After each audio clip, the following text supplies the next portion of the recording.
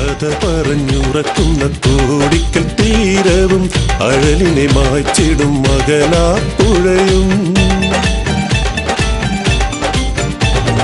കഥ പറഞ്ഞുറങ്ങുന്ന കോടിക്കൽ തീരവും അഴലിനെ മായ്ച്ചിടും മകനാപ്പുഴയും. കാതറാജിയർക്ക ഈ ഡോക്യുമെന്റിന്റെ ഭാഗമായിട്ട് അന്നത്തെ നാട്ടിലെ അന്നും ഇന്നും പ്രമാണിയാണ് എല്ലാവരും.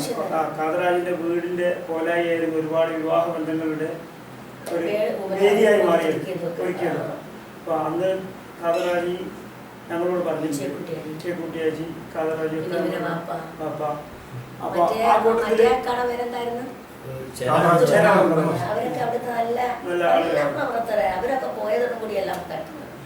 അപ്പൊ കാതറാജിയും ഇതേപോലെ ഒരു അഭിപ്രായമാണ് ടീച്ചറെ കുറിച്ച് പറഞ്ഞത് ഞങ്ങളോട്. ടീച്ചർ വന്നപ്പോ താമസിക്കാനുള്ള സൗകര്യങ്ങളും വിവാഹത്തിലുള്ള ഏർപ്പാടുകളും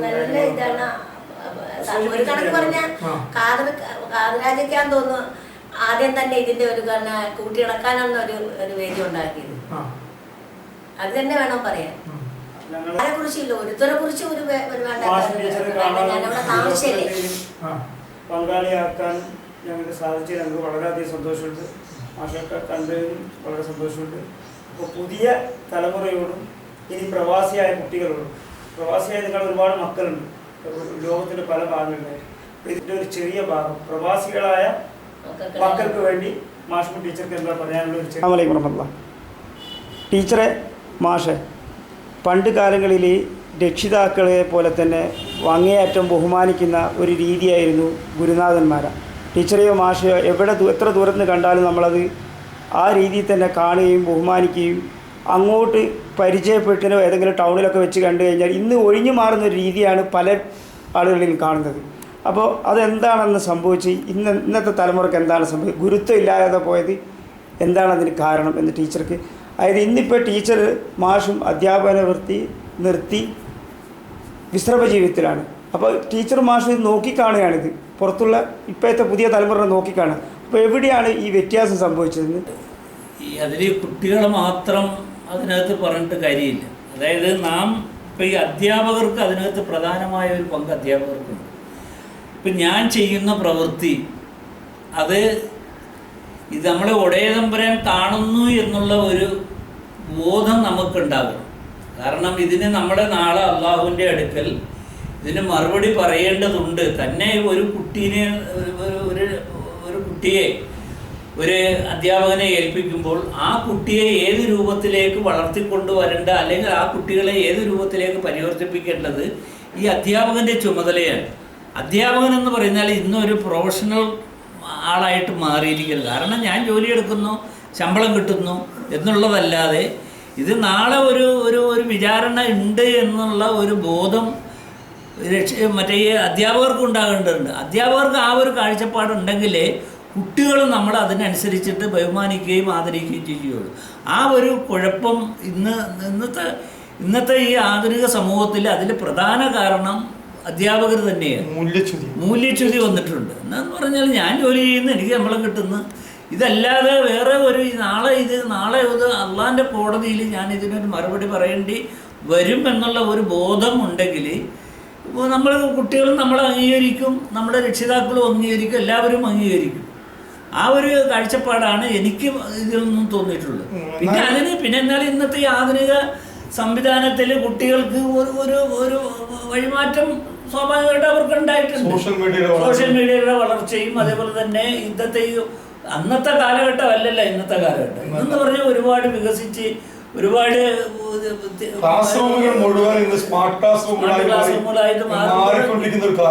അപ്പൊ അതിനനുസരിച്ചിട്ട് കുട്ടികളുടെയും ചിന്താഗതിയിലും ഒക്കെ മാറ്റം വന്നിട്ടുണ്ട്. ആ ഒരു മാറ്റം ഇന്ന് മൊത്തത്തിൽ പ്രതിഫലിക്കുന്നുണ്ട്. പഴയ കാലഘട്ടത്തിലെ അധ്യാപകൻ ഗുരുനാഥൻ എന്ന അർത്ഥത്തിലുള്ള ഒരു അധ്യാപക സമൂഹം ഇന്നത്തെ കാലഘട്ടത്തിൽ വളരെ വിരലെണ്ണാവുന്ന ആളുകൾ മാത്രമേ ഉള്ളൂ. അവർ ഒരു ശതമാനമോ 10% വിചാരിച്ചാൽ ഈ മൂല്യച്യുതിയിൽ നിന്ന് ഈ സമൂഹത്തെ അല്ലെങ്കിൽ ഈ അധ്യാപക വിദ്യാർത്ഥി ഈ ബന്ധത്തെ നേരെയാക്കി കൊണ്ടുപോകാൻ കഴിയില്ല എന്നുള്ള അഭിപ്രായമാണ് ഇപ്പൊ മൊത്തത്തിൽ സമൂഹത്തിലുള്ളത്. അത് നമ്മൾ കുറേ വളരെയധികം ഒരു യുക്തിപൂർവമായിട്ട് പ്രവർത്തിക്കേണ്ട ഒരു കാലഘട്ടമാണിപ്പോൾ. പിടിച്ചാൽ കിട്ടാത്തൊരു കാലഘട്ടത്തിലേക്കാണ് വാട്സപ്പിൻ്റെ അടിമയായിട്ടും അതായിട്ടും കുട്ടികളൊരു ഭാഗം പോകുന്നു. ചെറിയ പ്രായത്തിലുള്ള കുട്ടികൾ പോലും മദ്യത്തിനും മയക്കുമരുന്നിനും അടിമയായി പോകുന്ന ഒരു പുതിയ കാലഘട്ടം. കാരണം അതിന് വഴി തെളിയിക്കുന്നത് മാതാപിതാക്കളുണ്ട്, തെളിയിക്കുന്ന മാതാപിതാക്കളുമുണ്ട്, നമ്മുടെ കുടുംബത്തിൽ നിന്ന് തന്നെ അത് കിട്ടുന്നുമുണ്ട്. അതൊക്കെ ഒന്ന് മാറിക്ക് വന്നാൽ മാത്രമേ ഈ സമൂഹം നന്നാവും. അതിനാദ്യം വേണ്ടത് ദൈവവിശ്വാസമാണ് വേണ്ടത്. അതായത് നമ്മൾ ചെയ്യുന്ന തെറ്റിന് ഈ ചോദ്യം ചെയ്യാൻ നാളെ ഒരു കോടതിയുണ്ട്.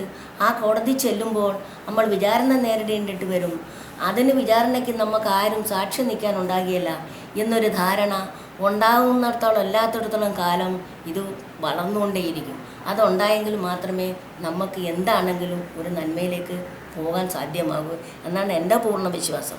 അത് കുറച്ചെങ്കിലും. അപ്പോൾ ടീച്ചറുടെ അഭിപ്രായം അതായത് മതബോധം, മതവിദ്യാഭ്യാസം ഒക്കെ ഉയർത്തിക്കൊണ്ടുവരിക, മറ്റു വിദ്യാഭ്യാസത്തോടൊപ്പം തന്നെ മതബോധവും മതവിദ്യാഭ്യാസവും ഉയർത്തിക്കൊണ്ടുവരിക. അതുവഴിയാണ് സമൂഹം നന്നാവണമെങ്കിൽ അത് മാത്രമേ പറ്റൂ, അല്ലാതെ ഇത് പറ്റിയല്ല. ഈ നന്നാവണമെങ്കിൽ അല്ലാതെ ഈ ചെറിയ ഭൂമിയിൽ ജീവിക്കാനുള്ള കുറെ ടെക്നോളജി പഠിച്ചിട്ട് കാര്യമില്ല. അത് മാത്രം കൊണ്ട് പാടില്ല, നന്നാവാൻ പോകുന്നില്ല. അതായത് ഓരോ ഇത് കാണാൻ ദൈവത്തിൻ്റെ സൃഷ്ടി അതാണ്.